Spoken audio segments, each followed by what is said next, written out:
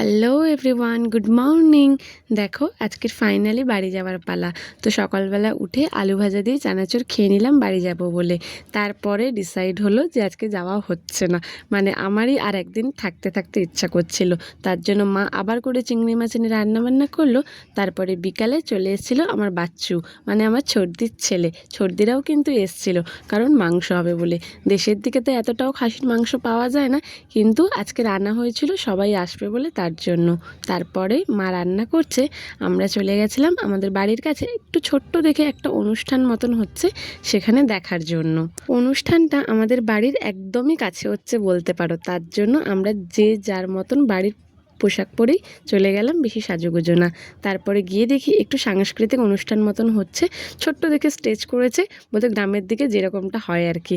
আর এই সাইডে মানুষজন আছে। যাই হোক, তারপরে একটুখানি দেখে বাড়ি চলে এসেছিলাম। বাড়ি এসে দেখি মায়ের রান্নাবান্না হয়ে গেছে। তারপরে আমরা সবাই মিলে খেতে বসে পড়েছি। গ্রামের খাসি হলে কি হবে, কিন্তু টেস্টটা কিন্তু দারুণ ছিল, কিন্তু আমাদের শহরের মতন এতটাও না, মোটামুটি তুলনামূলকভাবে ভালো। তারপরে খাওয়া দাওয়ার পরে আমরা সবাই মিলে জলজিরা খাচ্ছিলাম। এই যে আমার বাচ্চু জলজিরা খাচ্ছে আর মুখটা কেমন কেমন করছে, আমি তো অডিও দিচ্ছি, আমার জিভে জল চলে আসছে। তো ব্যাস, আজকের এখানেই শেষ করলাম, কাল আবার